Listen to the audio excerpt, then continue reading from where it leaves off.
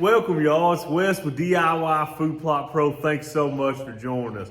Today's episode, we're going to talk about my number one problem that I'm facing for the 2024 food plots. It's currently the first week of May, and I'm having issues that I've never had before with food plots. I believe in sharing with y'all everything that I'm going through on behind the scenes. Stuff I want to show you, real life stuff, real life problems that happens on these food plots. And the one I'm facing right now is a huge problem that I'm facing this year. So as many of you remember, in 2023, I loaded up with a lot of corn, planted a ton of standing corn. That is my favorite food plot in most years. Most years I feel like standing corn interseeded with some cereal grains and with some annual clovers, turnips, very, very difficult to beat. So I loaded these farms down with Roundup Ready corn. Grew a really good crop, very successful crop, and was able to have a tremendous amount of food available to the deer. Last year, the acorns were very thick, the white oak acorns more specifically, and the deer did not eat the corn. And even going into this spring, there were still acorns on the ground, and the corn never did get ate. Leaves us with a tremendous amount of corn left in these fields. What do you do with it? Can't get a combine to a lot of these plots. They're too small. What do we do with it? So I opted to go in this spring with a disc and disc these plots. Try to bury all that corn under the soil surface. Let rain fall on them, and then it'll germ up. I figured I could spray it, and then that would be it. We got about, I don't know, maybe 30 to 50% of the standing corn actually underneath the soil surface. So we still have a lot on the soil surface. We have a ton that has germed up through the disking. That parent that we raised last fall was Roundup Ready. So now these corn kernels that are out in the field are also Roundup Ready. Roundup's not gonna kill them. My burn down that I typically use for corn is null and void at this point because it's not dealing with volunteer corn. This is what we call volunteer corn. That corn is a weed in my corn food plot.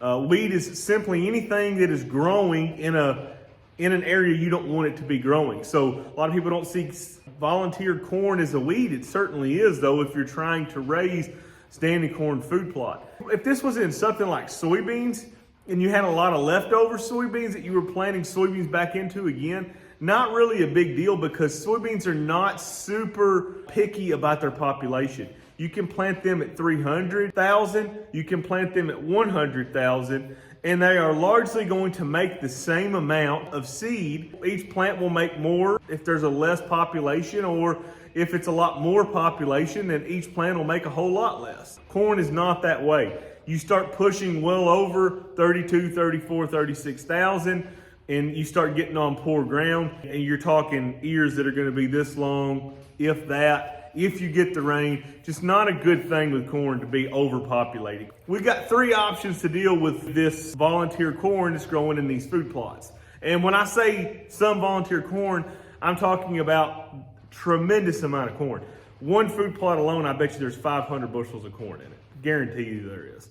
Another one, I bet you there's over 200. Another one, there's probably 150. Not just a couple kernels here, there, and yonder. If it wasn't raining right now, I'd take you guys out and show you the field, just how thick this volunteer corn is. We can switch to a different traded corn.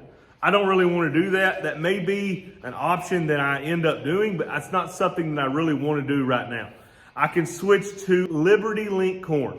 This was a Roundup Ready corn, so I need to go to a different trait that can kill that corn and my plants that I'm planting this year be resistant. So Liberty would do that for us. Certainly an option.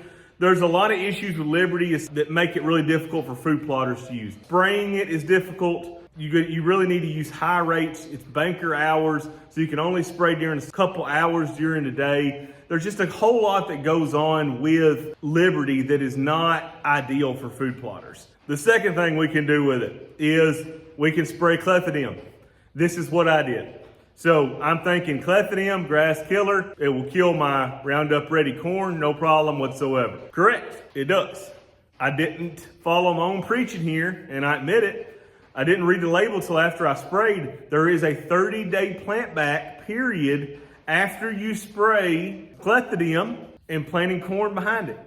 So 30 days where I can't plant, I'm not supposed to plant any corn for 30 days behind that spraying. Kind of puts me in a bind because at this point, I sprayed a couple weeks ago, so I'm okay on that end of things. But the problem is, if I ever need to spray again before planting, I really can't. I can really terminate all of this generation, but what about the next generation? I was really hoping to go in right before I planted the corn, maybe work the ground again, get that next pass of germination, spray the cleft, and then plant. But according to the label, I cannot do that. That is classic. Read the label before you spray, and I didn't do that. I thought I had a good understanding of clethidium from dealing with it with clover and things like that. Never used it on corn. Never had this trouble in corn before. Never had any corn left over before in all the years that I've done food plots. Never, not one single time. Did this year. Kind of a nightmare so far, to be honest with you. The third option is going to be switched to something totally different. I can kill the corn if I plant beans. Then I can spray clethidium as many times as the label permits for me to do throughout the year. Not a big deal on that point. I can switch to a lot of different food sources. Do I want to do that? No, not really. I would rather stick with what I like, what I've had the best results with, and that's the standing corn. The reality of this is not a normal year for me. This is something that I've never experienced before.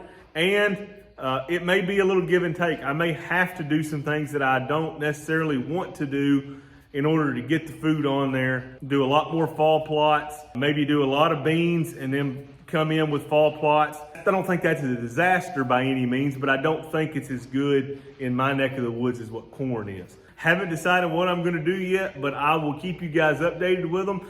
And I hope none of y'all are dealing with the same issues. But after last year, you may very well. I know a lot of you are probably thinking, golly, this guy talks about planting corn and all of a sudden this is a nightmare. Never had this happen before. This is just such an odd year from the overall mild climate to the overabundance of white oak acorns. I mean, the deer really just didn't feel hungry this year. It's a great thing. I expect better class of bucks for next year because of the winter that we had.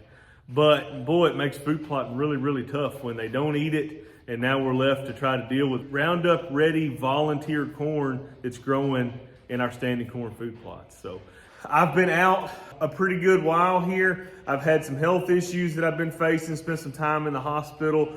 Hopefully I'm back and well from that now and don't ever have to go down that road again. That was not a lot of fun. Spent 5 days in the hospital and that was absolutely miserable. So that's kind of put me behind on a lot of my videos that I've been making.